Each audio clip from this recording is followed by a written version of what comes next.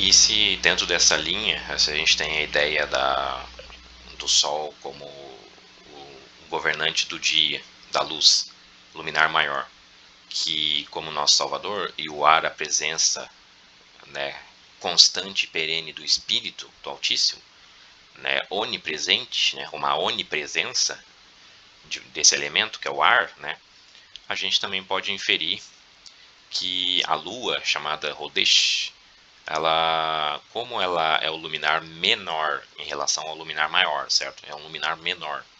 E ela não possui luz própria. Hoje a gente sabe que a luz que ela reflete, na verdade ela reflete, não é própria dela, ela reflete a luz do luminar maior, que é a luz do Sol. Então a luz que a gente enxerga nela é a luz do Sol, na verdade, refletido nela, certo? E ela é soberana no céu noturno, ou seja, ela governa as trevas, o reino das trevas, que é o reino de oposição ao da luz, né? Então essa parece ser uma figura bastante confortável do adversário de nossas almas, né? Que em hipótese alguma ele é adversário do Criador e do Messias, tanto que Sol e Lua não conflitam no céu, certo? Mas antes pelo contrário, ele é adversário de nossa alma, né? As sugestões e a rebeldia deles são prejudiciais apenas a nós, homens, né? Não existe nenhuma oposição aqui ao Criador, mas sim a nossa própria integridade como uma maneira de se justificar diante do Criador, né? Que o líder da rebelião tem feito. Então, como figura do governo das trevas, que é a criação no abismo, né? Que de certa forma nós acabamos dando para ele através do erro de Adão, o erro do Éden, certo? A gente tem que a figura da lua ela é o adversário, conhecido como aí Satanás, o diabo, enfim, né? Conforme a nossa vivência nos ensinou aí, né? Com algumas curiosidades relacionadas a isso que ajudam a confirmar é que, por exemplo, na lua cheia, que a lua cheia é o ápice do governo das trevas, né? A lua cheia é o ápice da luminosidade e, portanto, da evidência desse astro aqui, o astro da criação, certo? O número de partos inesperados e partos de emergência é muito maior, ocasionando nascimentos prematuros. Então, dentro daquela ideia dos nascimentos, né, do filho varão, tanto o lado dos que seguem ao Messias, como também aqueles partos de emergência, partos forçados, que ocasionam nascimentos prematuros, que a gente pode entender por cesariana também. Lembra da história da cesariana? Lembrem, por favor, da questão da gestação humana e a menstruação, que é um assunto que eu já compartilhei anteriormente. Essa questão desses partos aí, que serão feitos por César, né? César de Roma, por isso cesariana. Essas intercorrências aí, elas são muito maiores em época de lua cheia. E é o que eu entendo que vai se cumprir, né? Porque quando nós já estamos também às portas do ápice do governo das trevas, né? Que serão a agonia de Jacó, os 7 anos, né? De tribulação. E é justamente aqui que os partos inesperados e partos de emergência e nascimentos prematuros acontecem com maior frequência, né? A questão das marés presente também na nossa criação, né?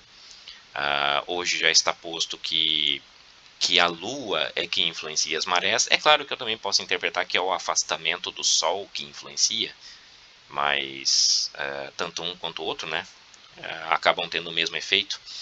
Então, tanto o afastamento do Sol como a presença, a regência do astro que governa as trevas, é o que influencia as marés. E o que é as marés? As marés é a agitação das águas, dos mares, povos, multidões, nações e línguas, avançando sobre a Terra. A Terra é a porção que se elevou sobre as águas, né? Que é a ideia no caso de Israel, né? Israel, que lá atrás era física como prefiguração, mas hoje a gente sabe que a Israel verdadeira ela é espiritual, né? É essa porção que se elevou, a porção da humanidade que se elevou acima, né? da porção dos gentios espirituais também, né? Todos aqueles que não são Israel, certo? Então veja que a regência da Lua, ela vai provocar isso, né? O avanço do mar sobre a Israel, certo? As nações se agitando e avançando, atacando, prevalecendo sobre Israel, sobre a terra, né?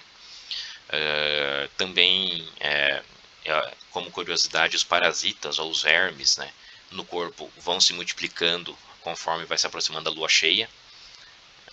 Então é conveniente que o combate a estes parasitas seja feito exatamente nesse período, ou seja, nas vésperas da lua cheia, conforme a aproximação dela. Se a gente considerar que a lua cheia é o ápice do governo das trevas, né, e ele já está se aproximando, então veja, essa fase aqui, ó, de se aproximando da lua cheia é onde a gente se encontra neste exato momento, segundo a minha percepção, o meu entendimento, tá?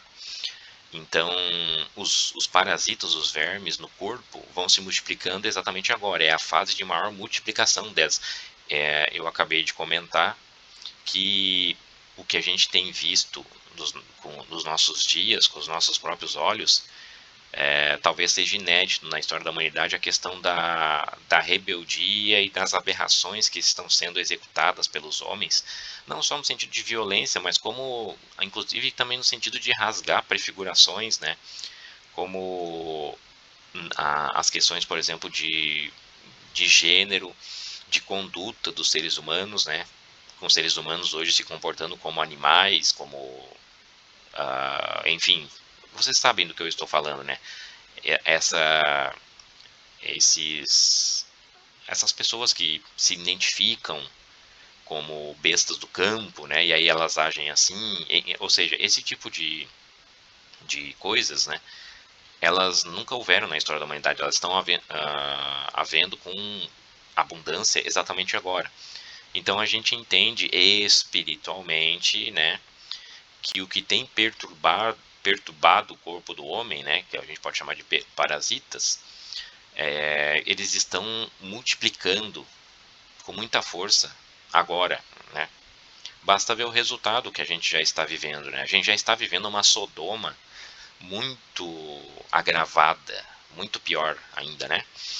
E também, justamente por isso, é que é conveniente, né, que o combate a eles seja feito nesse período, que é o que eu tenho entendido que vai vir aí uma mensagem forte prefigurando Elias que haveria de vir, né? Ou seja, o profeta Elias, ele sempre tem está associado a ele a figura de um restaurador, né? Que ele vem de véspera para restaurar as coisas, né? É um papel que João Batista cumpriu, isso aí o próprio Messias falou da própria boca, né? O Messias afirmou isso, que João Batista ele confirmou o papel do Elias que haveria de vir, porque ele veio restaurar e preparar o caminho para a verdadeira salvação. Não era ele a salvação, mas ele preparou o caminho, certo? E da mesma forma agora, antes do nosso Salvador voltar, terá que haver uma mensagem de Elias, certo? Uma mensagem preparatória que servirá para restaurar o caminho novamente. Então, veja que é exatamente nessa época que a gente está, nas proximidades da lua cheia, que é o ápice do governo da noite, das trevas, tá? É conveniente que o combate a isso que tem perturbado o corpo do mundo, tá? Os parasitas, os vermes, né? As sodomias, certo? O combate a ele seja feito agora, ou seja, vai haver uma espécie de, eu entendo assim, tá?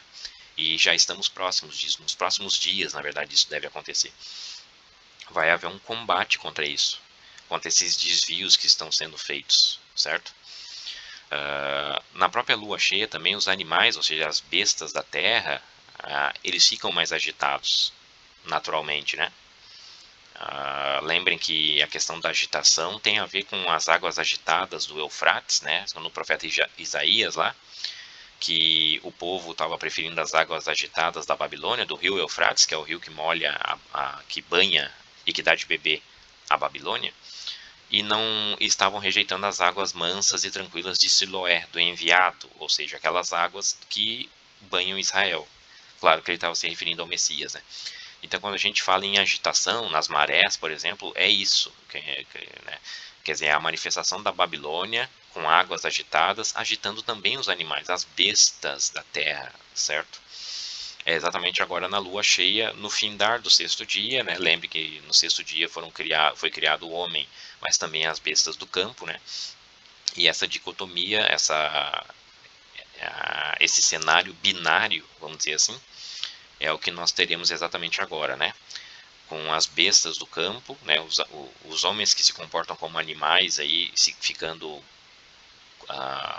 bem mais agitados em época da lua cheia, do ápice do governo das trevas. Então, por essas e por tantas outras curiosidades que a gente conseguiu decifrar a partir desse astro aqui da criação, que foi criado também pelo Criador, né, como símbolo, a gente tem a noção clara do que vai acontecer no fim, partindo do ponto que esse astro aqui representa exatamente o adversário de nossas almas, né?